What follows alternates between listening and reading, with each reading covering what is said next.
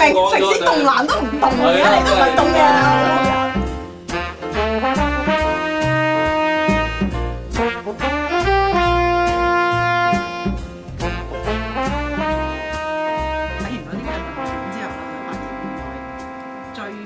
細嗰個嘅學生咧都大過我嘅，即係小妹妹嚟。係啊，嗰陣時就好緊張。我記得嗰陣時我係緊張到咧，我生理係出現咗問題，我係1個禮拜之內咧輕咗10磅嘅。哇！係啦，咁呢個係一個咁咪賺咗係。你自己係咪咁樣咧？其實我就剛入定做嘅，係睇下咩學生啦。咁有啲學生捱得2下嘅，咁我就會硬啲嘅。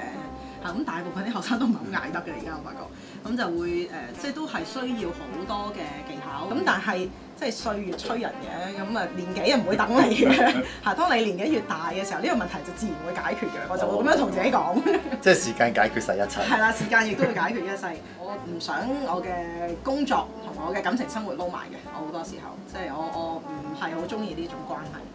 咁第二就係始終喺嗰個男女之間個關係上，咁因為始終我係一個導師身份去到嘅時候咧，其實嗰個姿態係高於個學生嘅好多時，咁變咗好大部分嘅男士咧，佢哋都接受唔到即係呢一個嘅成長過程。我唔知發生咗咩事啦，突然間去到20幾歲嘅時候就發覺local 唔啱自己。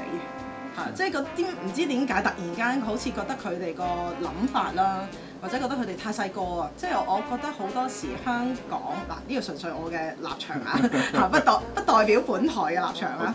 就係我覺得本地嘅男性咧，即係港男咧，佢哋係比較粗俗啲講裙腳一啲嘅。係啦，即係喺我嘅角度啫。我都唔覺自己係即係中意被照顧。係啊，中意被照顧。咁係咯。咁會唔會好想快啲有一個快啲嘅來臨咧？即係下一個咁樣咧？冇得快，嚟得嗰啲，即係我覺得嚟要快咧，其實我可以好快。即係如果識我嘅朋友咧，個個都會話：誒 Gloria，你使休嘅你。咁所以好多時佢哋都會問下：喂 Gloria，我識咗個男仔，俾你 interview 下先啦咁樣。我識咗個女仔嘅，你俾你 in 一 in 先啦咁樣。但係如果即係去到一個咁嘅境界嘅時候咧，又會唔會即係好似缺乏咗少少嘅好奇心啊？其實係㗎，失去咗興趣咧，直情對咁喺香港做一個女性咧，真係一啲都唔容易。尤其是我哋有自己嘅生意，成日都奔奔走走嘅，其實咧係更加難。喺強嘅背後，其實我都想做一個小鳥依人，俾人照顧嘅。不過咧，喺俾人照顧嘅時候咧，我又唔會太苛求喎，因為其實緣分嘅嘢要嚟就嚟，要走就走。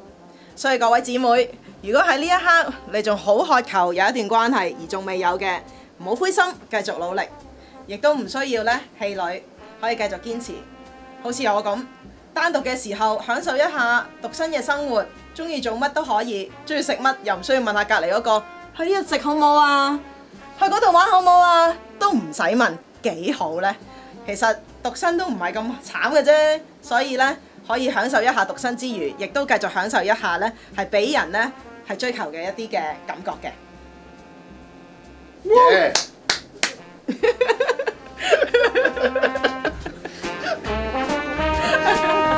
OK，得咗。